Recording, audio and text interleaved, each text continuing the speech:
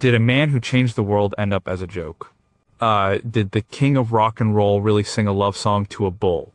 Why would someone with so much power, so much talent, agree to record a song called Yoga is as Yoga Does? These are not just trivia questions. They are clues. They point to a slow, painful hollowing out of one of the 20th century's greatest artists. The answers are not in the biographies or the documentaries. They are hidden in plain sight. They are in the grooves of the vinyl on the soundtracks to his 31 Hollywood movies. Listening to them is not always easy. It's often a catalog of compromise, a playlist of pain. But if you listen closely, you can hear the story of a man trapped inside a golden cage, rattling the bars with every silly lyric and every uninspired note. Number 18, how many songs does it take to break a man? Elvis Presley released 22 movie soundtrack albums between 1956 and 1969. In the 8-year period from 1961 to 1968, he starred in 24 movies. That averages to 3 movies a year. Each movie required a soundtrack, usually with 10 to 12 songs. Do the math. He was recording over 30 new songs a year every year for movies he mostly disliked. He recorded the entire soundtrack for Kissin' Cousins in one night. The session for Harum Scarum took 3 days in February 1965. Think about the speed. There was no time for artistry. There was no time for second takes or creative input. It was an assembly line. The studio was booked. The musicians were paid. The songs were on paper. His only job was to show up and sing them. This wasn't creative work. It was manual labor. It was a relentless grind that prioritized quantity over quality. The Beatles, during this same period, would spend months in the studio crafting a single album like Sgt. Pepper's Lonely Hearts Club Band. They experimented with sounds, instruments, and lyrical themes. Elvis was given songs written in a few hours by hired guns, expected to learn them on the spot and record them in 1 or 2 takes. The machine demanded product, and he was the product. The sheer volume is the first clue. Nobody can maintain excellence at that pace. Nobody can pour their soul into something that is treated so cheaply. The soundtracks are not a collection of songs. They are evidence of a schedule. They document a man being worked to exhaustion. You can hear the energy drain from him year by year, album by album. The vibrant, rebellious voice of 1956 becomes the tired, compliant voice of 1966. The volume of work didn't just dilute his legacy. It actively wore him down, note by tedious note. Number 17, who stole his voice? In 1955 at Sun Records, Elvis Presley was the producer. He, Scotty Moore, and Bill Black would jam for hours searching for a sound. Sam Phillips, the owner, just hit the record button when it felt right. Elvis chose the songs. He arranged the songs. He decided on the feel, the tempo, the emotion. That's All Right was born from a moment of spontaneous fun. It was his sound. It was his creation. Fast forward to 1965 in a sterile RCA studio in Nashville. Elvis stands at a microphone. He is handed a piece of paper with lyrics. The backing track, played by session musicians he barely knows, has already been recorded. He has no say in the key. He has no say in the arrangement. His job is to sing the melody exactly as it was written. This is how the movie soundtracks were made. He was no longer an artist. He was a vocalist for hire, fulfilling a contractual obligation. The people in charge of the music were not musicians. They were executives from the film studios like Hal Wallace at Paramount or Joe Pasternak at MGM. They wanted songs that were safe, simple, and directly tied to the movie's plot, no matter how absurd. If the scene was about fishing, he had to sing about fishing. If the scene was about clam digging, he had to sing about clams. Colonel Tom Parker, his manager, enforced this. The Colonel saw the soundtracks as a key part of the movie package deal. A movie sold a soundtrack album, and a soundtrack album promoted the movie. Creativity was a liability. It slowed things down. It cost money. The goal was to be efficient, not brilliant. You can hear this loss of control in the music. The raw, dangerous edge is gone. It's replaced by a polished, professional, and completely soulless sound. The Jordanaires, his longtime backing vocalists, were often there, but their rich gospel harmonies were used to smooth over any rough edges to make everything palatable for a mainstream family audience. Elvis was surrounded by people telling him what to do, how to sing, and what to feel. He lost his voice long before he ever stopped singing. Number 16, was it a career or a business formula? Colonel Tom Parker had a simple, brilliant, and destructive formula. Step 1, sign Elvis to a multi-picture deal with a major studio. Step 2, demand a high salary for Elvis up front. Step 3, insist on a co-publishing deal for the soundtrack songs through their own company, Hill and Range. Step 4, make the movie cheaply and quickly. Step 5, release a soundtrack album to generate more revenue. Step 6, repeat. This formula made Elvis and the Colonel incredibly wealthy. It also nearly destroyed Elvis as an artist. The movies were never the priority. They were vehicles for the soundtracks, and the soundtracks were vehicles for publishing royalties. This is why the songs were so bad. The established, respected songwriters of the day, like Lieber and Stoller, who wrote Hound Dog, and Jailhouse Rock, refused to work under this system. They didn't want to give up 50% of their publishing rights to Hill and Range. So the Colonel and the publishers turned to a stable of contract writers. These were not bad writers, but they were given impossible assignments. They were told to write a song called Do the Clam for the movie Girl Happy. They were told to write a song about the Confucius saying, for it happened at the World's Fair. They were writing to a title, to a plot point. They were writing jingles, not songs. The quality of the music was secondary to the efficiency of the business model. The budgets for the movies shrank throughout the 1960s. Viva Las Vegas in 1964 was a high point of glossy production. But by 1967's Clambake, the sets looked cheap. The scripts were lazy. The entire enterprise felt tired. Elvis knew it. He reportedly broke down, crying to his father, saying how much he hated making these films. But the formula was too profitable to stop. The Colonel had locked him into a series of contracts that kept him on the treadmill. The gut-wrenching realization is that his art was just a line item on a balance sheet. The music was a byproduct of a transaction. Number 15, where did all the good songwriters go? Jerry Lieber and Mike Stoller were Elvis's secret weapon in the 1950s. They understood his rebellious energy. They gave him Hound Dog, Jailhouse Rock, Trouble, and King Creole. Their songs had wit, grit, and a deep understanding of rhythm and blues. And they saw Elvis not just as a singer, but as an actor, a performer who could inhabit a character within a 3-minute song. The soundtrack to Jailhouse Rock is a masterpiece because Lieber and Stoller were in control. They wrote songs that propelled the story and defined his character. Then came the Colonel's business model. Lieber and Stoller, like most credible artists, refused to give away their publishing rights. And they walked away, and they were never truly replaced. The job of writing for Elvis fell to a group of writers who were willing to play by the Colonel's rules.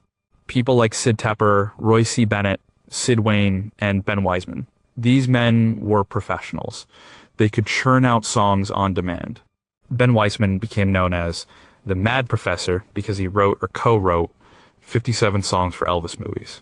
But they were writing under constraints. They were not asked to write great rock and roll. They were asked to write a song for a scene where Elvis is a water skiing instructor or a crop dusting pilot or a race car driver. The results were songs like Song of the Shrimp, I'm a Roostabout, and He's Your Uncle, Not Your Dad. The titles alone tell you everything. The soul of the music was gone. It had been replaced by a kind of musical paint by numbers. You can hear the difference instantly. Play Jailhouse Rock. Then play Fort Lauderdale Chamber of Commerce from Girl Happy. One is a cultural explosion. The other is a travel brochure. The absence of great songwriters on these soundtracks is not an accident. It's a direct consequence of a business decision that valued profit over art. Elvis was left alone, without the collaborators who had once pushed him to be great. Number 14, why was he singing about clams? Hey, do the clam, grab your barefoot baby by the hand. These are the opening lyrics to the title song from the 1965 movie Girl Happy. Elvis Presley, the man who had terrified parents and ignited a youth rebellion, was singing a dance-crazed novelty song. It was a low point, but it was far from the only one. In Clam Bake, he sang the lines, a clam bake's gonna be a clam bake, so honey, let's bake us a clam. In Harum Scarum, he sang, I'm a petunia in an onion patch. In Double Trouble, he sang, Old MacDonald had a farm, E-E-E-I-O. He was 30 years old, at the peak of his vocal powers, and he was singing nursery rhymes and jingles about seafood. The lyrics are the most obvious sign of the creative bankruptcy of his movie career. They are not just silly, they are demeaning. They reduce him to a caricature, a smiling, singing robot with no connection to the real world or to the rebellious music he once championed. What must it have felt like to be him in that studio, to stand in front of a microphone and sing the words, there's no room to Roomba in a sports car, with a straight face? The members of his entourage, the Memphis Mafia, said he openly despised many of these songs. He would complain bitterly, but when the red light came on, he was a professional. He did his job, but you can hear the detachment in his voice. He sings the notes perfectly, but the fire is gone. There is no conviction. He is not inhabiting the song, he is merely executing it. The lyrics represent the complete surrender of his artistic identity. The man who sang about heartbreak, rebellion, and desire was now singing about the joys of a pineapple plantation in paradise, Hawaiian style. The lyrics were not written for Elvis the artist. They were written for Elvis, the movie character, and the characters were becoming thinner and more ridiculous with each film. He was trapped in a world of beach parties and misunderstandings, and the soundtrack lyrics were the bars of his cage. Number 13, Can You Hear a Man Giving Up? And Elvis Presley had one of the greatest voices of the 20th century. It was a uniquely versatile instrument. It could be tender and vulnerable on a ballad like Love Me Tender, or raw and explosive on a rocker like Hound Dog. He had perfect pitch, incredible range, and a natural sense of rhythm. Even on the worst movie soundtracks, you can still hear the technical brilliance of that voice. The notes are there, the tone is beautiful, but something crucial is missing. The passion is gone, the belief is gone. Listen to the soundtrack for Spin Out from 1966. He sings a song called Smorgasbord. The performance is technically flawless, but it's empty. It's the sound of a man going through the motions. He's a human jukebox playing songs he didn't choose and doesn't care about. Compare that to his pre-army recordings or his post-movie work from the late 60s and 70s. When he sang Suspicious Minds in 1969, you feel the paranoia and desperation.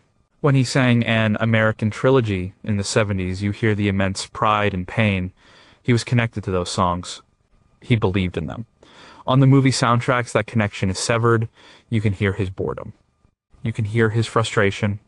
In the song Yoga Is As Yoga Does, a duet with Elsa Lanchester from the movie Easy Come, Easy Go, you can almost hear him rolling his eyes. His delivery is flat, perfunctory. He sounds like a man who just wants the session to be over so he can go home. This is the subtle tragedy of the soundtracks. It's not that he suddenly couldn't sing. It's that the material he was given was so bad, it forced him to disengage his heart from his voice. He was a thoroughbred horse being forced to pull a garbage cart. He could still run, but he had nowhere to go. The sound of him giving up is not loud. It's a quiet, professional emptiness that is far more heartbreaking than any scream note of protest. Number 12. What was the soundtrack trap? The contracts Elvis signed were not just for movies. They were for movie and soundtrack packages. This was the trap.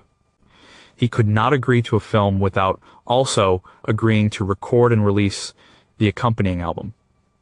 And the reverse was also true. The studio and the record label, RCA, worked together. The movie needed songs, and the album needed to be filled. This meant that even if a movie only had 4 or 5 songs in it, an entire LP had to be created. The result was bonus songs. These were tracks that had nothing to do with the movie, recorded specifically to pad out the soundtrack album to the required length. These bonus songs were often the most generic and uninspired of all. They were filler material, recorded in a hurry, often at the end of a long session for the main movie tracks. This contractual obligation created a relentless demand for material.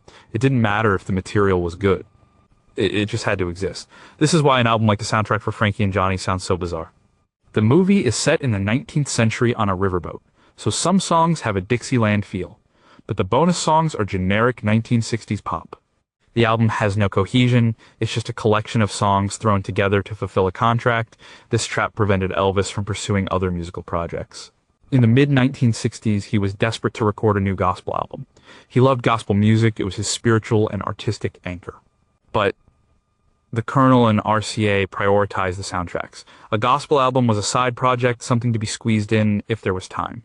The movie machine had to be fed first. The soundtrack trap meant that for the better part of a decade, his recorded output was dictated not by creative inspiration, but by the release schedule of his movies. He was contractually obligated to sing bad songs. Number 11, How Can a Rich Man Be a Prisoner? By the mid-1960s, Elvis Presley was one of the highest paid actors in Hollywood. He was earning $1 million per movie, plus a percentage of the profits. The soundtrack albums consistently sold well, many of them hitting number 1 on the charts. He lived in Graceland. He had a fleet of cars. He could buy anything he wanted, but he was not free.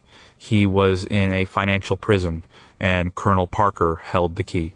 The Colonel's management deal was extraordinary. He took 50% of Elvis's earnings. This was unheard of. A typical manager's cut was 10 to 15%. This meant that to maintain his lavish lifestyle and support his large entourage and family, Elvis had to earn twice as much money. He couldn't afford to take a year off. He couldn't afford to turn down a movie, no matter how bad the script. The $1 million paychecks were a necessity, not a luxury. The Colonel's control was absolute. He handled all negotiations. Elvis rarely, if ever, saw a contract. He just signed where the Colonel told him to sign. This arrangement kept him on the movie treadmill. The formula of cheap movies and profitable soundtracks was a cash cow, and the Colonel was not going to let it stop. When Elvis expressed a desire to tour Europe or Japan, the Colonel always said no. The official reason was security concerns. The real reason was likely that the Colonel, an illegal immigrant from the Netherlands named Andreas van Quijk, had no passport and could not leave the United States. He would have lost control of his client. So Elvis was kept in Hollywood making movies because it was the most profitable and easily controllable situation for his manager. The money was a trap.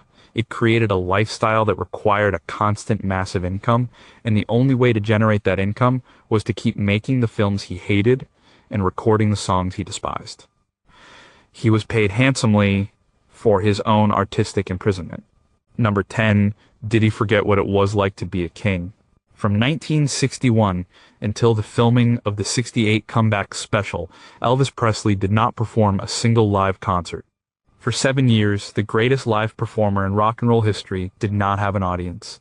His only performances were for a film crew, on a soundstage, lip-syncing to a pre-recorded track. This isolation had a profound effect on him. Elvis drew his energy from his fans. The screaming crowds, the adoration, the immediate feedback of a live show. This was his lifeblood. It's what made him Elvis. The movie sets were the opposite of this. They were sterile, controlled environments. He would perform a scene, the director would yell cut, and everyone would move on. There was no applause, no energy, no connection. The soundtracks are the audio document of this isolation. The songs are performed in a vacuum. They lack the excitement and spontaneity that can only come from playing for a live crowd.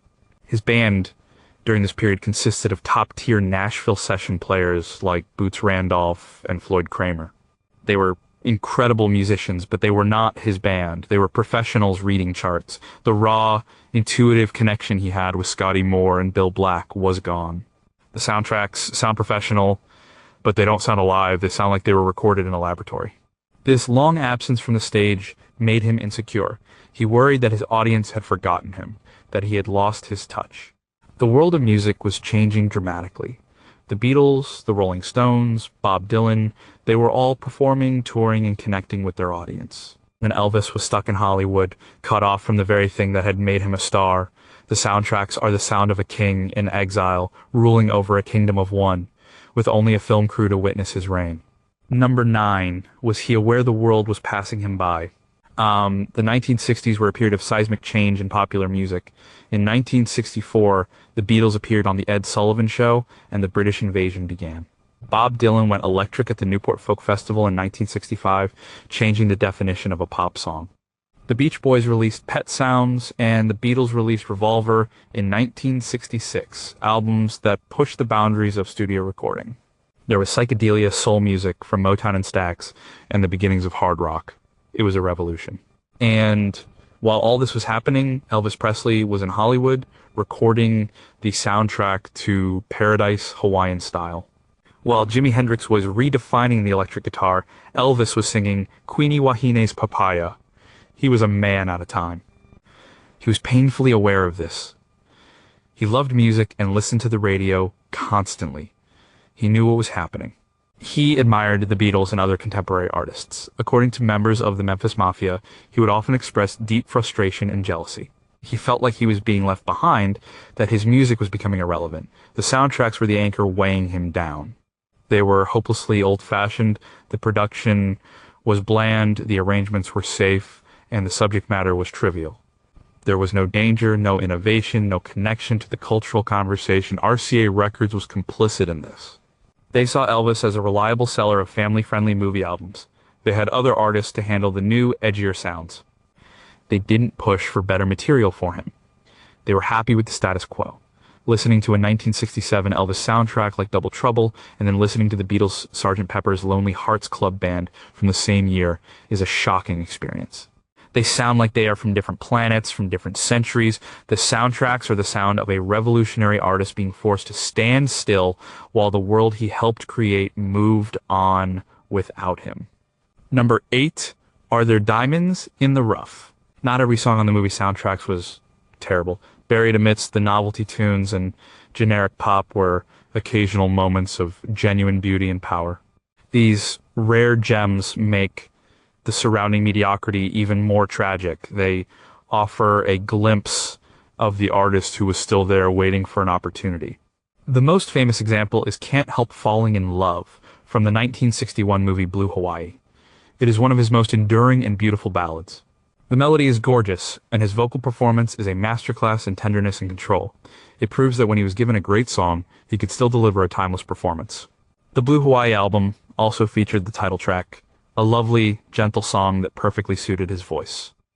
These songs were huge hits and have become classics. Other examples exist. Return to Sender from Girls.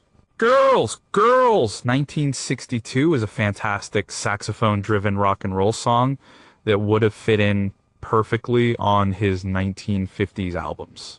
The title song from Viva Las Vegas, 1964, is a blast of pure energy, a perfect showcase for his charisma.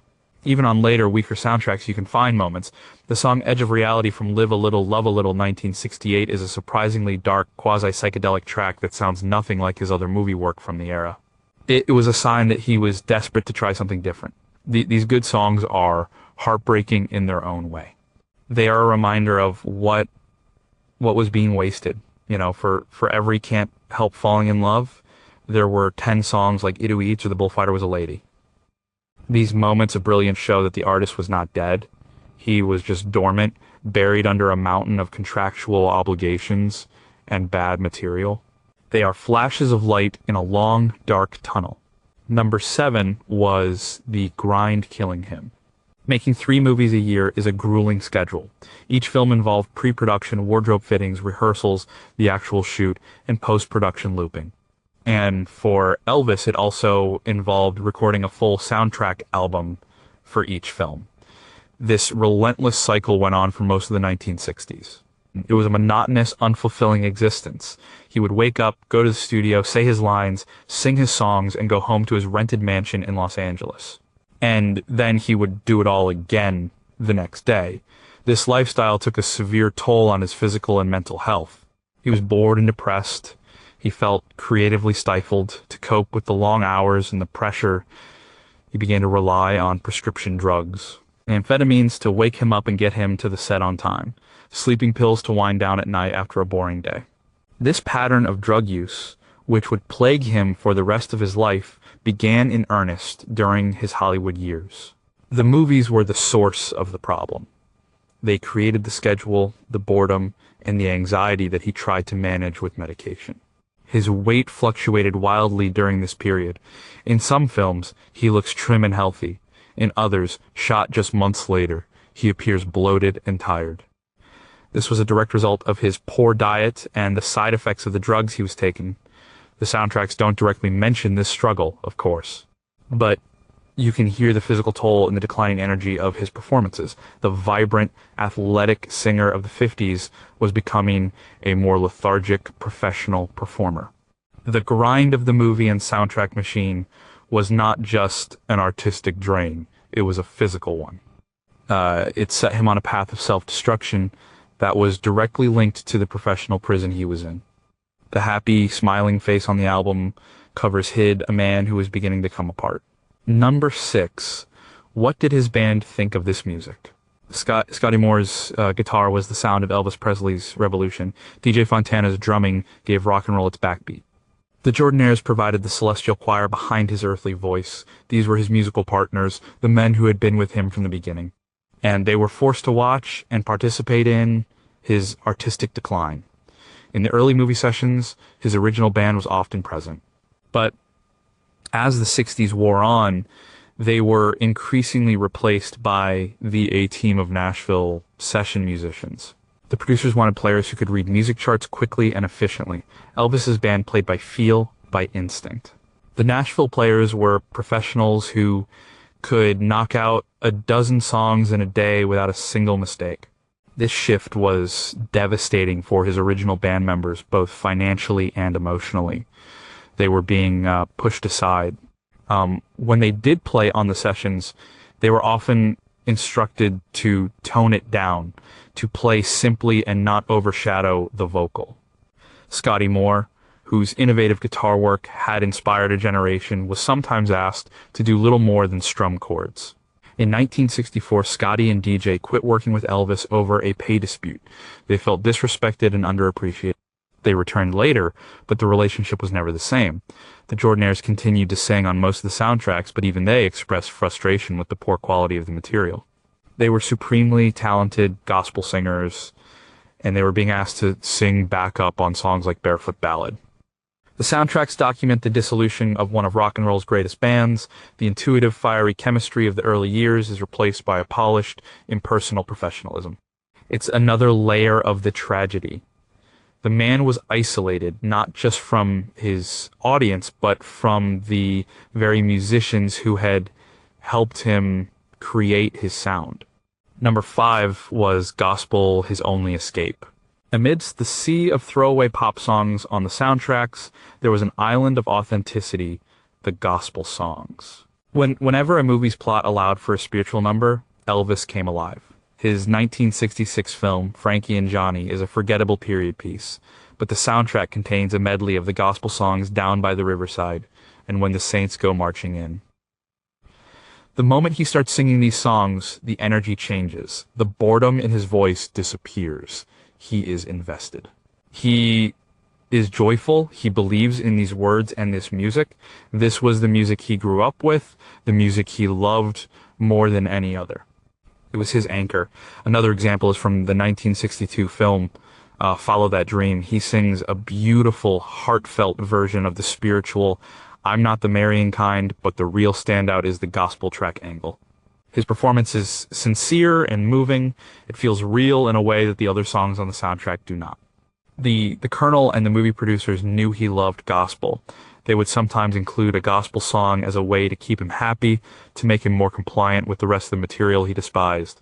For Elvis, these songs were more than just part of a soundtrack. They were a form of prayer, a momentary escape from the plastic world of Hollywood. You can hear the relief in his voice. It's a brief return to the person he was before the fame, before the movies, before the trap closed around him. These gospel performances are the most personal and honest moments on the movie soundtracks. They are a cry from the heart of a man who felt spiritually lost, reaching for the one thing that still felt true. Number 4, what was the point of no return? Was there a single moment when the decline became irreversible? A specific movie or soundtrack that represented the absolute bottom? Many fans and critics point to 1965 to 1967 as the nadir. If you had to pick one soundtrack, a strong candidate would be Harum Scarum from 1965.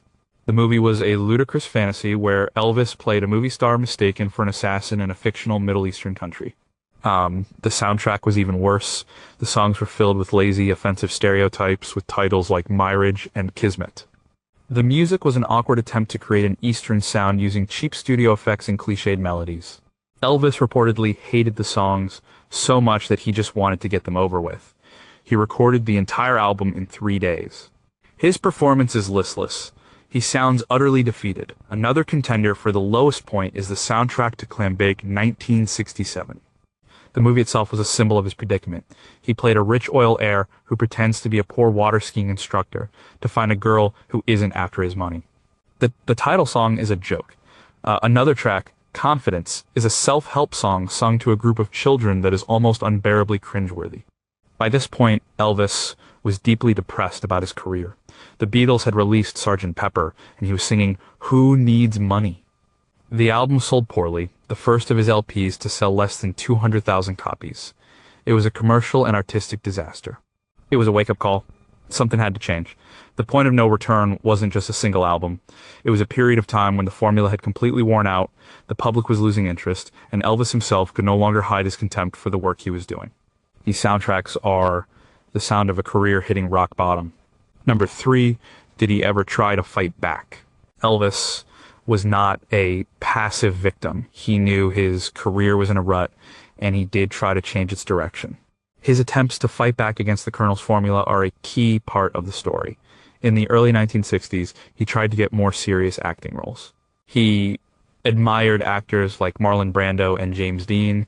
He wanted to be seen as a legitimate actor, not just a singer in musicals. His roles in Flaming Star 1960 and Wild in the Country 1961 were steps in this direction. They were dramas with minimal singing. But the films were not huge box office successes. The Colonel used this as proof that the public only wanted to see Elvis in lighthearted musicals. The formula was more profitable and less risky, so the dramatic roles dried up.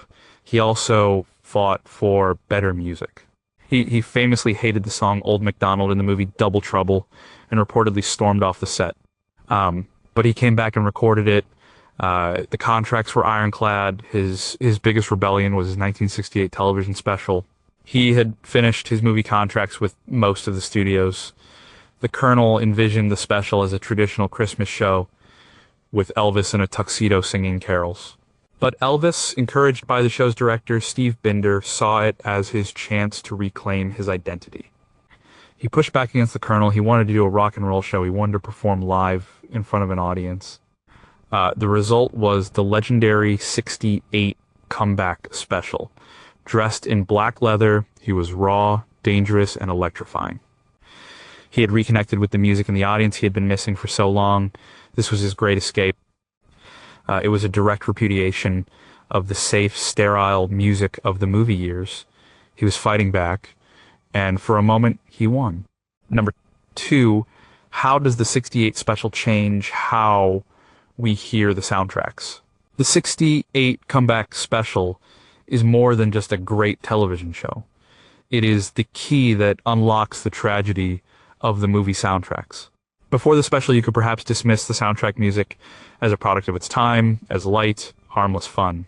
But after you see and hear him in 1968, that is no longer possible. The special provides a brutal, undeniable contrast. In the special, he performs a medley of his old hits like Heartbreak Hotel and Jailhouse Rock. He sings them not as nostalgic oldies, but with a renewed fury and passion. He is reminding the world and himself of who he really is. The sound is raw, live, and electric. His voice is powerful and full of emotion. Now, go back and listen to a soundtrack from just 1 year earlier, like Clambake. The contrast is gut-wrenching. The man singing Confidence and the man in black leather snarling his way through trouble sound like two different human beings. The special exposes the movie music for what it was, a betrayal of his talent. It proves that the artist was still there all along, trapped beneath the surface. He hadn't lost his voice. He hadn't lost his fire. He had just been prevented from using them. The comeback special reframes the entire decade. The soundtracks are no longer just a collection of bad songs. They are the sound of his captivity. The special is the sound of his liberation. Listening to the soundtracks after watching the special is a profoundly sad experience because you know exactly what was being suppressed, what was being wasted, year after year, movie after movie. Number one, what is the ultimate cost? The movie soundtracks did not destroy Elvis Presley, but they cost him dearly. The most significant cost was time. For nearly a decade, at the height of his powers and during one of the most innovative periods in music history, he was largely absent from the conversation. He missed the opportunity to grow as an artist, to experiment, to tour the world, and to create a body of work that reflected the changing times.